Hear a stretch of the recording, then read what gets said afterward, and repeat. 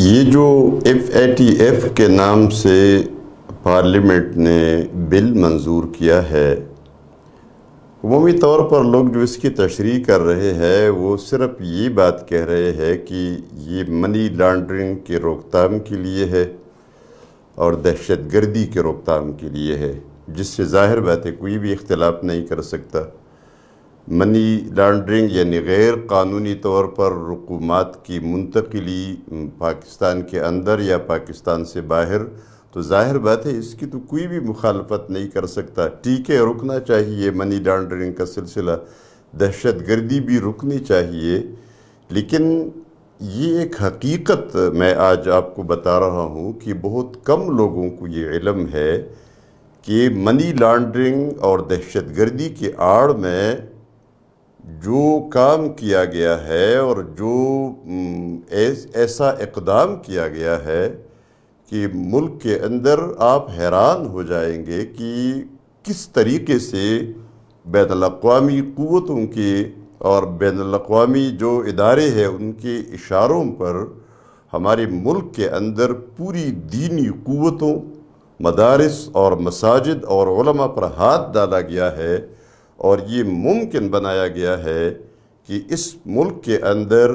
کسی بھی مسجد، کسی بھی مدرسہ، کسی بھی عالم دین، کسی بھی خطیب، کسی بھی مدرس کے خلاف کوئی بھی کارروائی جب یہ چاہیں گے تو یہ کر سکیں گے۔ اور پھر اس میں یہ بھی ہے کہ اس ملک کے اندر کوئی بھی شہری جس کا مطالبہ بین الاقوامی ممالک میں سے کوئی بھی ملک کرے گا کہ یہ ہمارے حوالے کر دو، تو ویسے تو پہلے بھی حوالے کرتے رہے ہیں، لیکن اب اس کو ایک قانونی شکل دی گئی ہے کہ اس فرد کو پکڑ کے ہم خود حوالے کریں گے، خواہ وہ امریکہ چاہے گا، برطانیہ چاہے گا، جو بھی چاہے گا، ہم اپنا شہری ان کے حوالے کریں گے۔ اسی ایک شق سے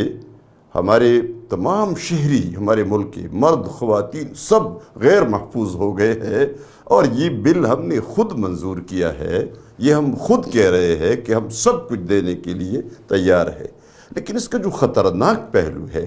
یہ بل FATF جو فائنینشل ایکشن ٹاسک فورس کے نام سے ایک بین الاقوامی ادارے کے کہنے پر اس کو منظور کیا گیا ہے، اور اس میں یہ شرم کی بات ہے کہ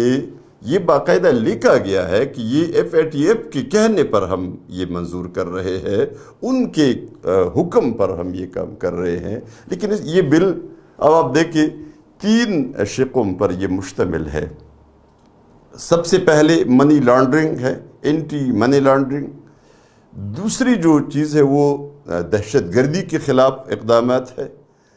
لیکن اس تیسرے شق کو باقاعدہ چھپایا گیا ہے جو ہمارے علم میں تو کوئی بھی نہیں لایا اسے۔ وہ کیا ہے؟ وہ اوقاف کنٹرول پالیسی ہے۔ یہ اس کو غور سے آپ سنیے، اوقاف کنٹرول پالیسی کا مطلب کیا ہے؟ اس میں دیکھیں مساجد اور مدارس کا دہشت گردی سے کوئی تعلق نہیں ہے۔ یہ ملکی تحقیقاتی اداروں کے ریکارڈ پر ہے یہ بات کہ دینی مدارس اور مساجد کا دہشت گردی سے کوئی تعلق نہیں ہے، نہ کوئی ثبوت فراہم کیا گیا ہے۔ لیکن چونکہ ہدف ان کا تو دینی مدارس ہے اور مساجد ہے، علماء ہے، طلباء ہے۔ اس بل لانے کا پھر مقصد کیا ہے؟ اصل مقصد اس کا یہ ہے، یہ جو اوقاف کنٹرول پالیسی ہے، اس کا مقصد پھر کیا ہے؟ کس لیے یہ کام کیا؟ یہ اس لیے کیا انہوں نے کہ اس کے اندر جو شقیں شامل ہے وہ آپ غور سے سن لیں، جو سامنے نہیں آئی۔ یہ منی لانڈرنگ کے خلاف اقدامات کے آڑ میں اس کو بھی منظور کیا گیا ہے، جس کا کسی کو پتہ نہیں، لیکن یہ قانون بن گیا ہے ابھی۔ اور یہ بھی میں آپ کو بتاؤں کہ یہ ابھی تک یعنی یہ بل اور اس میں اوقاف کنٹرول پالیسی اسلام آباد کے لیے ہے جو مرکزی حکومت کے ماتحت ہے۔ ابھی اس کو صوبوں کی طرف یہ لے جائیں گے اور صوبے بھی اس طرح اپنے صوبوں میں اس کو منظور کرائیں گے، اور جب یہ منظور ہو جائے گا تو یہ پورے ملک پر حاوی ہو جائے گا۔ اس لیے اس کے خلاف ابھی سے آواز اٹھانا ہے، اس کے خلاف احتجاج کرنا ہے، اس کے خلاف ایسی مؤثر آواز اٹھانی ہے تاکہ اسلام آباد میں بھی، کیوں اسلام آباد کوئی امریکہ کی ملکیت تو نہیں ہے، اسلام آباد کوئی برطانیہ اور روس کی ملکیت تو نہیں ہے، ہماری زمین ہے، ہماری جگہ ہے، مرکزی حکومت کسی اور اس پہ تو نہیں چل رہی، یہ ہماری ہی حکومت ہے، یہ اسلام آباد ہمارا ہے، لیکن یہ وہاں سے آہستہ آہستہ پورے ملک پر اس کو محیط کر دیا جائے گا۔ اب دیکھیں اس میں اوقاف کنٹرول پالیسی میں کیا ہے، پہلی بات اس میں یہ ہے کہ جو وقف زمین ہے اس پر مسجد یا مدرسہ تب ہی بن پائے گا جب وہ وقف اوقاف میں رجسٹرڈ ہوگا۔ یہ مدارس اور مساجد والے سب جانتے ہیں کہ اس کا مقصد کیا ہے کہ سب سے پہلے اس کو اوقاف میں رجسٹر کرنا ہوگا۔ جب تک وہ اوقاف میں رجسٹرڈ نہیں ہے اس وقت تک اس پہ کوئی بھی مدرسہ یا کوئی بھی مسجد نہیں بن سکے گی اور وہ غیر قانونی تصور ہوگی۔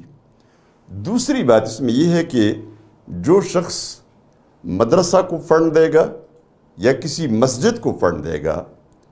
وہ سب سے پہلے یا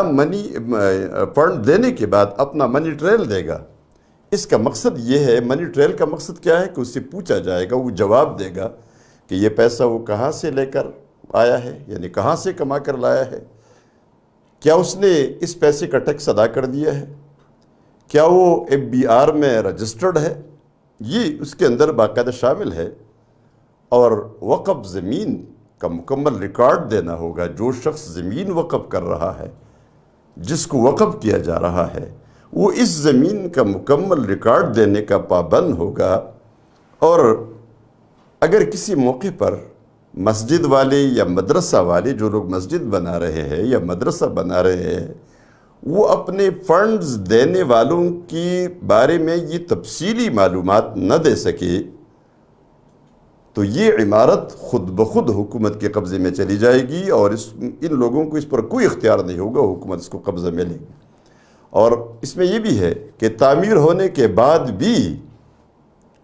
جو ابھی تک مدارس مساجد تعمیر ہو چکے ہیں ان پر بھی یہ قانون لاگو ہوگا کہ ان سب اداروں کو، مساجد کو اوقاف میں رجسٹر کرانا ہوگا، اور جب تک اوقاف میں رجسٹرڈ نہیں ہوگا تو اس وقت تک اس پہ کوئی مسجد مدرسہ نہیں بن سکے گا، اور جو بنے وہ غیر قانونی تصور ہوں گے۔ اسی طرح جو مساجد اور مدارس کی کمیٹیاں ہیں، جو ذمہ داران ہے، جو انجمنیں بنی ہے، ان کے جو ذمہ داران ہیں، ان میں سے ہر ایک ذمہ دار کے ہر معاملے میں ویریفیکیشن لازمی ہوگی۔ وہ کیا کرتا ہے، کیا کہاں سے کماتا ہے، کتنا کماتا ہے، کیا وہ ٹیکس ادا کرتا ہے۔ اس لیے یہ ساری تفصیلات ان کو دینی ہوں گی۔ جو شخص مسجد کو یا مدرسہ کو فنڈ دے گا وہ اگر ان تفصیلات میں سے کوئی بھی چیز نہ دے سکے، یہ جو تفصیلات دی ہیں ان میں سے کوئی بھی ایک چیز اس نے نہیں دی یا وہ نہ دے سکا، تو بغیر کسی وارننگ کے، بغیر کسی پیشگی اطلاع کی، بغیر کسی وارنٹی گرفتاری کی اس کو اٹھایا جائے گا، یعنی گرفتار نہیں کیا، اس کو اٹھایا جائے گا اور وہ 6 مہینے تک ان کی کسٹڈی میں رہے گا اور وہ بالکل غائب تصور ہوگا۔ اس بارے میں نہ عدالت مداخلت کر سکتی ہے اور نہ اس میں ضمانت ہو سکتی ہے۔ اور پھر اس میں یہ بھی ہے کہ جو شخص، جو خطیب، جو مقرر ایسی کوئی بات کہے گا جو حکومت مخالف بات ہوگی تو اس کو 6 مہینے کے لیے اسی طرح اٹھایا جائے گا، یعنی اس پر یہ لاگو ہوگا۔ اب دیکھیں یہ بل منظور ہو گیا ہے، اب اگر یہ بل اسی طرح امپلیمنٹ ہوتا ہے تو اس کا نتیجہ کیا ہے، مقصد ان کا کیا ہے؟ یہ سارا اس لیے ہے تاکہ کوئی بھی مسجد کو زمین نہ دے سکے، کوئی مدرسہ کے لیے زمین نہ دے سکے۔ یہ جتنی مدارس ملک میں بنے ہیں، جتنی مساجد بنی ہیں،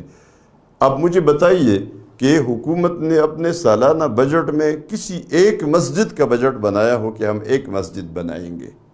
کوئی مسجد، کوئی مدرسہ نہیں۔ لیکن جو عام مسلمان مسجد کو زمین وقف کرتے ہیں، مدرسہ کے لیے زمین وقف کرتے ہیں تاکہ وہ یہ وقف نہ کر سکے، اور پھر جو لوگ پیسہ خرچ کرتے ہیں تو عوام کے چندوں سے مدارس بن رہے ہیں، مسجد اہل محلہ کے چندوں سے چلتی ہے، لوگ اماؤنٹ دیتے ہیں، بڑے بڑے مساجد ہیں جن کی اخراجات یعنی ماہانہ لاکھوں میں پہنچتے ہیں، وہ وہاں باقاعدہ لوگ پیسے دیتے ہیں اب تاکہ وہ لوگ پیسے نہ دے سکیں۔ مسجد میں بھی نہ کوئی پیسہ دے سکی، کوئی مدرسہ کے لیے پیسہ نہ دے سکی، کیونکہ اتنا مشکل بنا دیا گیا ہے، اتنا مشکل بنا دیا گیا ہے کہ ظاہر بات ہے ہر کوئی کہے گا کہ میں کیوں اپنا پیسہ دوں۔ ایسے نیک لوگ بھی شامل ہیں مساجد اور مدارس کے لیے کہ وہ اپنا نام بتائے بغیر